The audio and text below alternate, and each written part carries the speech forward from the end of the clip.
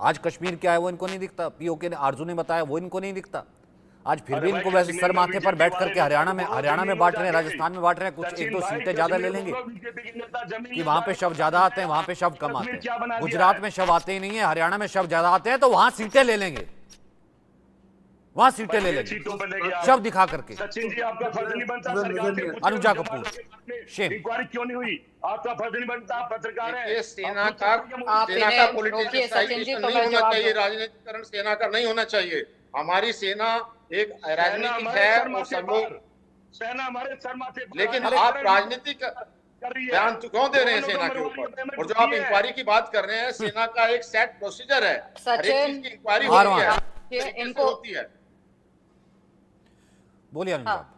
मैं जवाब दे दूं, जो मेरे कांग्रेस के भाई आज बड़ा छाती ठोक ठोक कर पीट पीट के बोल रहे हैं, जरा जवाब दे दीजिए। आप ही की लीडर है ना, जिसको अब तो लोकसभा में सीट भी नहीं मिली कांग्रेस से, पता नहीं क्यों नहीं मिली। सुप्रिया शुने क्या कहा था उसने कहा था ना, बालकोट के जो वहां पर शहीद हुए हैं, तो शहीद कौन है? बालकोट में किन का बात कर रहे थे आप लोग? पाकिस्तान के लोग, वो शहीद हैं? तो यहाँ पर ड्रामा मत करो, ठीक है? मुझे पसंद नहीं है कोई यहाँ बैठकर इंडिया के बारे में इतनी ऊंची बात कर दे और पाकिस्तान के लोगों को शहीदी करा कर दे, और यहाँ पर बैठकर गाना गाए। अरे कितना बजट निकाला था, अरे कितना बजट निकाला था कांग्रेस के इरा में, कितना कांग्रेस के इरा में कितना बजट है? जवाब दे दो। बहुत गाना यहाँ बैठकर बजट बता दो। अरे मोदी के हिसाब का बजट बता दो। तुम्हारे पास जवाब नहीं है, जवाब नहीं है भाई आपके पास, क्योंकि आपके पास जो सर माथे पे बोलने से नहीं होता था। अरे उनको उनके डिफेंस के कपड़े तक देते नहीं थे आप लोग। अरे उनके जूते कैसे बेचारे पहनते थे? अरे उनको जो बुलेट प्रूफ जैकेट नहीं देते थे आप लोग। अरे बातें करते हो, उनके वेपन्स नकली देते थे। लोग भाग रहे हैं, फौज में जाना नहीं चाहता, कोई पुलिस चाहता, कोई हटना पुलिस चाहता है। 4 साल की नौकरी दी आपने फौज को, आपने फौज का सम्मान करा है। भारत की कितनी बेइज्जती 4 साल की नौकरी देकर फौज का सम्मान करा है। परिवार एनआरआई बनकर यहाँ आ गया। योगी जी ने क्या कहा है? योगी जी ने क्या कहा है? योगी जी ने कहा पाकिस्तान में चले जाओ अगर यहाँ रहने की औकात नहीं है तो, अगर यहाँ रहने की औकात नहीं है तो वहाँ पाकिस्तान में चले जाओ। समझ गए? यार समझ गए कि नहीं समझ गए? और सुप्रिया शनन से जाके पूछो, आप सुप्रिया शनन से जाके पूछो कि बालकोट के अंदर किन लोगों को शहीद होनी हो, किन लोगों को शहीद होनी। आज यहाँ पर बैठकर गाना गा रहे हो।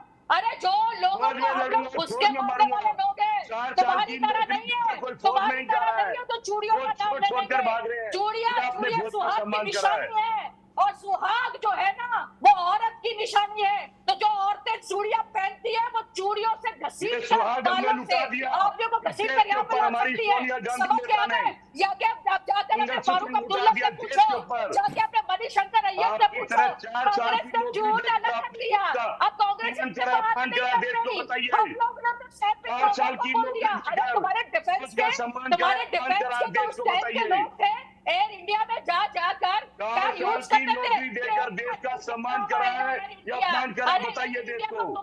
भारत पूछता है, जवान पूछ रहे हैं, फौज में कोई जा नहीं रहा है, मजा आया, फौज में कोई नहीं जा रहा 4 साल के लिए। पाकिस्तान तो हमारा दोस्त है, इंडिया हमारा दुश्मन है।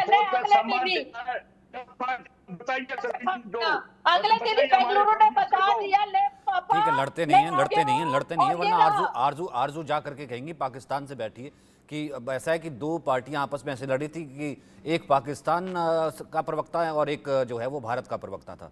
तो ऐसा मत कीजिए, ठीक है, पार्टी के प्रवक्ता ठीक है, ऐसा जो है डिबेट नहीं होना चाहिए। आरजू मतलब इस तरीके का डर, इस तरीके की बातें दिखाना, चुनाव में लेकर के आना, ठीक है किसी पार्टी को फर्क पड़ता होगा, छोटी चीज़ें, मतलब एग्जैक्टली मैं तमाम आपके ब्लॉगर्स देखता हूँ, तमाम आपके वो यूट्यूब वीडियोस देखता हूँ, और वहाँ पे जितने जो और तमाम ब्लॉगर्स जो हैं वो आजकल का जो युवा बनाता है, जितने प्रो इंडियन जितने हैं वो तरक्की की अगर बात करते हैं, कोई हो के आया इंडिया, कोई कश्मीर में क्या खुशहाली है, G20 करवा लिया, कैसे वहाँ पर लोग आए थे और कितने करोड़ जो है सबसे ज़्यादा टूरिज़्म जो है वहाँ पर कश्मीर में हुआ, तो ये तमाम चीज़ें तो करते हैं, तो उन चीज़ों को एक्सेप्ट करके खुश होते हैं। वो कहते नहीं, कई तो ऐसे कह देते हैं कि हम तो ऐसे, अभी मैं देख रहा जब आटे के पीछे मारा मारी थी, वो तो ये कह रहे थे कि भैया ऐसा है कि हम गलती कर दी, हम जब आ गए थे, पार्टीशन हुआ था, हम यहाँ पे आ गए, वहाँ से इतने गए थे, भाई गलती कर दी, हम तो वही रह लेते, हमारे बड़े बड़ों ने गलती कर दी। मतलब इस तरह के स्टेटमेंट भी आते हैं पाकिस्तान से। जी अब आने लगे हैं, बिल्कुल आने लगे हैं। और इस तरह का स्टेटमेंट तो मैंने भी दिया था, लेकिन ये ज़रूर है कि यहाँ पर क्योंकि पाकिस्तान बना तो लिया, लेकिन उस तरह से संभाला नहीं गया जो कि लोगों को शायद बताया गया था उस टाइम पे 1947 में या जो कुछ भी हुआ था।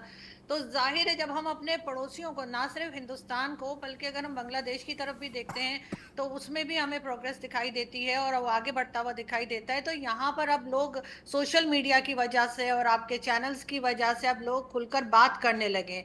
और जहां तक आप ये कह रहे थे कि जो भी प्राइम मिनिस्टर आता है पाकिस्तान का, वो आके सबसे पहले एक स्टेटमेंट जो है वो कश्मीर पे या एक स्टेटमेंट जो है वो भारत के खिलाफ देता है, तो उससे आपको तो समझ ही जाना चाहिए कि स्क्रिप्ट राइटर एक ही है। जिसको जो भी प्राइम मिनिस्टर लाया जाता है और हटाया जाता है, यकीनन हम लोगों के वोट के जरिए तो ना कोई आता है ना हटाया जाता है।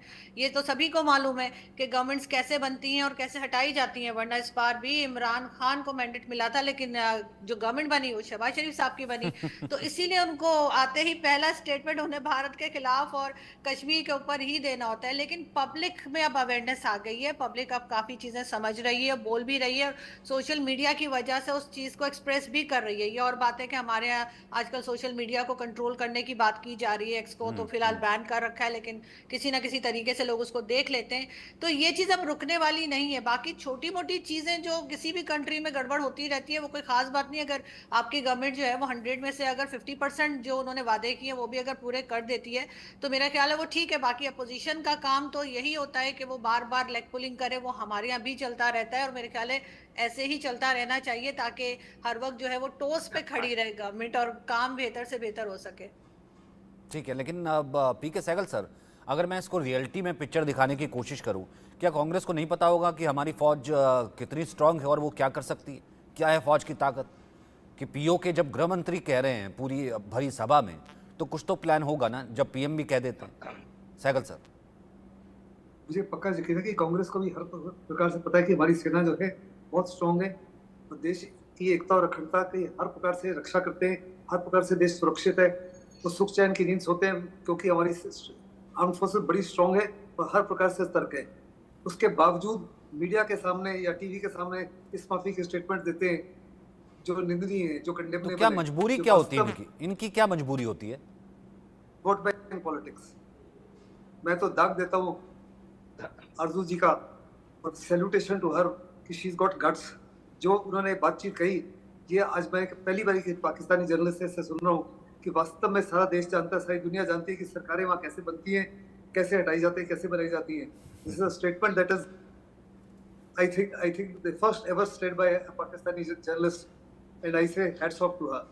I only hope like hell that ISI doesn't get after her. But that's a fact of life. वो आपकी नहीं कर रही है, हालांकि बहुत टाइम से कर रही हैं। अब शायद डर के आगे जीत है, हो सकता है उनका डर अब दूर हो गया होगा। अगर वास्तव में डर पाकिस्तानी जर्नलिस्ट का दूर हो गया है तो it's a very very good thing, and I am very certain over a period of time there will be better relation between the नहीं, अभी नहीं। अगर डर के, मैं एक एक कमेंट ले लेता हूँ डर के ऊपर। आरजू, आपका डर कैसे दूर हुआ? जो शर्मा जी यहाँ बैठे इनका डर नहीं दूर हुआ? पता नहीं, मैं शुरू से ही नहीं डरती। शुरू से इसी किस्म की जो सच्ची बात है वो मेरे झूठ बोलने से या छुपाने से छुपेगी तो नहीं। सोशल मीडिया की वजह से हर बात अब सामने है, और अच्छी बात यह है कि अब हमारे यहाँ जो मीडिया है और जो जर्नलिस्ट है कम से कम वो हिम्मत कर रहे हैं सच बोलने की।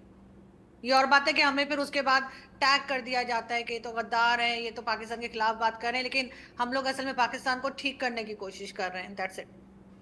तो शर्मा जी, आपको कितना डर लगता है जब अपनी फौज खड़ी है? हमें कोई डर नहीं है। हमें डर ये है कि फौज कमजोर क्यों होगी। 10 साल में मेरे दो हमारे अफसर बैठे हैं आपके सामने, एक्सपर्ट बैठे। मेरा एक ही सवाल है, क्या पुलवामा की जांच होनी चाहिए थी या नहीं होनी चाहिए थी? बस इसका जवाब दे दो तो सारा डर खत्म हो जाएगा। ठीक है, सहगल जी जवाब दीजिए। आपसे, अब देखिए, अब ये आपसे ही जवाब, मैंने कहा ना ये आपसे ही जवाब मांगेंगे। फौज कमजोर होगी 10 साल में, उससे पहले नहीं। ये कह रहे 10 साल में फौज कमजोर होगी। ये तो बीजेपी से सवाल है। हाँ, ये बीजेपी सवालों से सवाल है कि अरे फौज कमजोर होगी तो फौज जवाब देगी ना। फिर फौज से जवाब सुन लीजिए, हुई है कि नहीं हुई है। सर, आपका राजनीतिक सवाल है सर, आप राजनीतिक सवाल, राजनीतिक जवाब, राजनीतिक मंच नहीं है। एक सेकंड, दो बड़े फौजी बैठे हैं, इसलिए रिस्पेक्ट करना सीखिए। दो बड़े फौजी बैठे, ऐसे ही मुंह उठा के नीचे हो गई, नीचे हो गई, 10 साल में पीछे हो गई है। सुन लीजिए ना कहाँ हो गई है। Let's talk on the facts man. जानता है कि आउटकम क्या है। ठीक है, आउटकम पहले यही सहगल था सर, कि फिर उसके बाद पाकिस्तान अजय के बंसल सर। और आपको याद होगा कि पाकिस्तान में बैठे हुए आतंकियों ने कबूल किया कि ये हादसे को अंजाम उन्होंने दिया। उसके बाद हिंदुस्तान ने कार्रवाई की, और कार्रवाई की जब ये उन्होंने पुलवामा का किया, उसके 15 से 20 दिन के बाद में हिंदुस्तान ने बालाकोट में स्ट्राइक की। और हमारे प्रधानमंत्री ने साफ तौर पर कहा था इन अ पब्लिक रैली कि पाकिस्तान को साफ तौर पर नजर आना चाहिए कि हम इसका बदला जरूर लेंगे, अवश्य लेंगे। किस प्रकार से लेंगे, कब लेंगे, कैसे लेंगे, किस तरीके से लेंगे, वो हम उसका जिक्र नहीं कर सकते। पाकिस्तान फुल वॉर अलर्ट पर था, हर प्रकार से उसके एयर डिफेंस रिसोर्सेज डिप्लॉयड थे, इन्फेंट्री डिप्लॉयड थी, एयरफोर्स डिप्लॉयड थी, ऑपरेशनल रेडीनेस प्लेटफॉर्म्स कायम थे। उसके बावजूद जो हमने कर दिखाया वो अद्भुत था, और सारी दुनिया उसका दाग देती है। लेकिन हमारे जो अपोजिशन लीडर्स हैं फिर भी प्रूफ मांगते हैं, कहते हैं कि इस माफी की स्ट्राइक तो सैड थिंग। बंसल सर, थोड़ा सा आप भी जरा आईना दिखा दीजिए। 10 साल का फौज मैं बताना ये चाहता हूं कि हमारी सेकंड लार्जेस्ट सेना है, नंबर जो सैनिक के हैं चाइना के बाद, और 4th स्ट्रॉन्गेस्ट मिलिट्री है हमारी। और हमारी मिलिट्री बहुत स्ट्रॉन्ग है, हमारे पास हर तरह की कैपेबिलिटीज हैं। अभी सारे जो इक्विपमेंट हैं वो हमारे पास बनने लगे हैं। हम इंटरकॉन्टिनेंटल बैलिस्टिक मिसाइल बना रहे हैं। ये कहना कि हमारी सेना 10 साल में मजबूत कमजोर हो गई है, बिल्कुल गलत है, निंदनीय है, और ये बहुत दुर्भाग्यपूर्ण है। हमारी सेना बहुत स्ट्रॉन्ग है, उसमें आर्मी लीजिए, नेवी लीजिए, एयरफोर्स लीजिए, हमारे पास में अभी कैपेबिलिटी है। हमारे पास में 2 जो हैं वो एयरक्राफ्ट कैरियर्स हैं, जबकि पहले 1 होता था, अभी 3रा बना रहे हैं। और हमारे पास में न्यूक्लियर सबमरीन है, हमारे पास में इंटरकॉन्टिनेंटल बैलिस्टिक मिसाइल है। हमारी मिसाइलें जो है ब्रह्मोस मिसाइल दुनिया खरीद रही है, फिलीपींस खरीद रहा है। और जो इस तरह में अब जब ये इंसिडेंस हुआ था, जब हमने उधर जाके स्ट्राइक किया था, जो एयर स्ट्राइक किया था, उसके बाद में अभिनंदन को रखा था, तो उनको जो सुन नहीं रहे थे, तो हमारी सेना ने मिसाइलें तान दी थी उधर, और वो पाकिस्तान को पता नहीं लगा था, यूएसए को पता लगा था। यूएसए ने उनको समझाया कि इसको छोड़ो, अगले दिन ही छोड़ दिया। तो आप कैसे कह सकते हैं कि जो हमारी सेना जो है कमजोर है? हमारी सेना बहुत स्ट्रॉन्ग है, हमारी सेना चाइन 2 फ्रंट वार लड़ने के लिए तैयार है। तो इस तरह के बयान देने तो बहुत ही दुखद पूर्ण है कि हमारी सेना कमजोर हो गई है। सेना हमेशा स्ट्रॉन्ग रही है, स्ट्रॉन्ग रहेगी।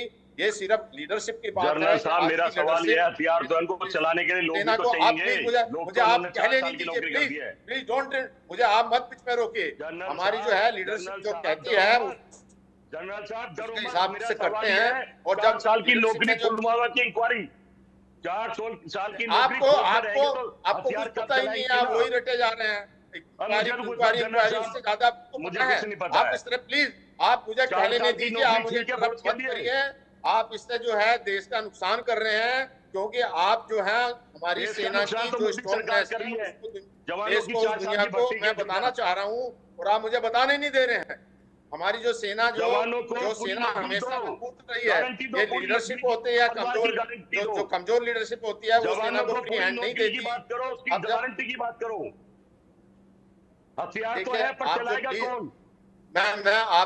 मैं जो एंकर है, मैं उनसे कहूंगा कि आप प्लीज अलाउ करिए सिर्फ एक कोई बोलने के लिए। मैं वही कह रहा हूँ ना, मैं सिर्फ इसलिए कह रहा था, नहीं सर, मैं इसलिए कह रहा था कि अगर किसी को कोई शक व शुबा इस पूरी बहस के दौरान हुआ हो कि ऐसा है कि विपक्ष की बात दबा दी, वो दूर हो जाए कि फौज को सराखों पर, फौज मेरे माथे पर, फौज मेरी शान, फौज मेरी आन, है ना, फौज मेरी आन, फौज मेरी शान, फौज मेरी बात। और सवाल भी फौज से ही पूछ रहे हैं। और देखिए सवाल भी फौज से। 1 सेकंड शर्मा जी, मैं अलाउ नहीं करूंगा, 1 सेकंड होगी, पता नहीं कौन सी फौज कमजोर। एक फौजी कह रहे जब नहीं हुई है, एक अफसर कह रहे नहीं हुई है, आपको बड़ा पता है।